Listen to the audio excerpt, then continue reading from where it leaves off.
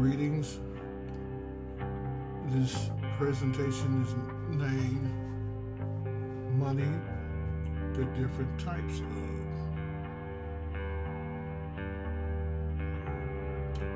According to Merriam-Webster Dictionary, money is something generally accepted as a medium of exchange, a measure of value, or a means of payment.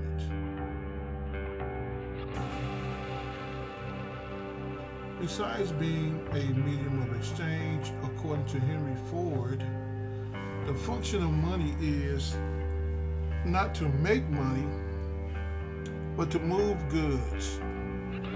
Money is only one part of our transportation system. It moves goods from man to man. In other words, money is a tool, like a conveyor belt, transporting goods from one person to another.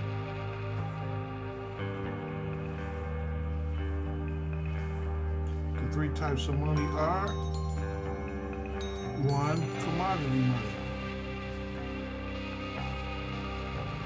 Commodity money is money whose value comes from a commodity which it is made. Commodity money consists of objects having value or use in themselves, as well as their value in buying goods.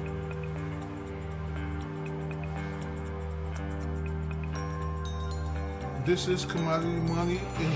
It is a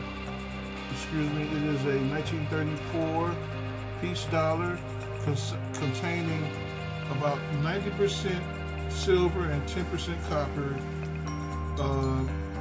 weighing about 26.73 grams. The second type of money is representative money. You're looking at a 1934 1934 $5 bill. It's backed by silver. Representative money or receipt money is any medium of exchange, printed or digital, that represents something of value, but has little or no value of its own. Representative money is a claim on a commodity. It may be called commodity-backed money. In other words, money backed by gold, or money backed by silver, or even money backed by copper, or beans, or whatever a commodity is that is being used as money.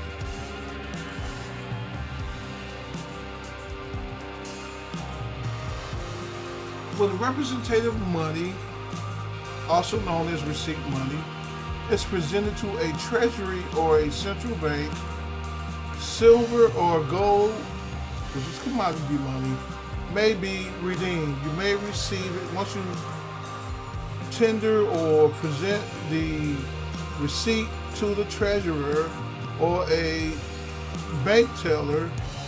In return, you will see the commodity. And the commodity money here, you see there are five $1 silver coins,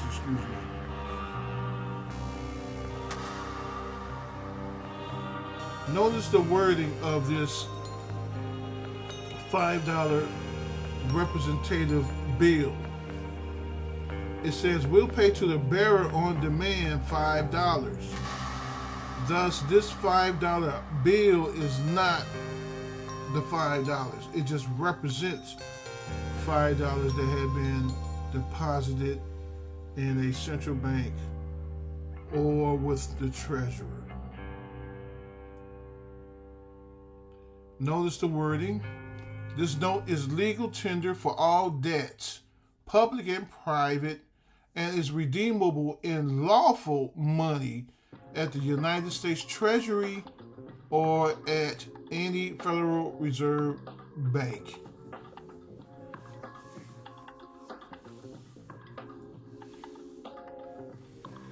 Thirdly, fiat money. It looks like representative money, but there are some interesting details that makes a difference. Fiat money is government-issued currency that is not backed by any physical commodity. It is not backed by any physical commodity such as gold or silver, but rather by the government that issued it. This fiat currency is backed by the full faith and credit of the United States. What does that actually mean? We shall find out as this presentation progresses.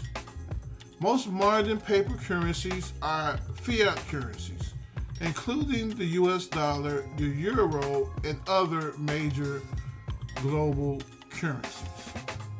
Let's take a close look at this fiat money. Notice the wording, it just says $5. So in actuality, this note is not clearly defined. What is a dollar? A dollar is just a 6-letter word. There are many 6-letter words, and these 6-letter words have meaning. This note is legal tender for all debts, public and private. This is not lawful money. This is just a currency backed by the faith and credit, full faith and credit of the United States government. What does that mean? Backed by full faith and credit of the United States government. This is the present fiat dollar, $5 bill that is in circulation today, 2023. Once again, backed by full faith and credit of the United States government. What does that actually mean? I hope this short narrative will elucidate the nature of my question. Corporations and other forms of businesses utilize worker time and energy to generate goods and services, paying them wages with fiat currency. A percentage of corporate profits and employee wages are surrendered to the U.S. government to pay interest to holders of Treasury securities known as T-bills, T-notes, and T-bonds, as well as other obligations incurred by the government. Obligations such as Social Security, Medicaid, Medicare, war and defense.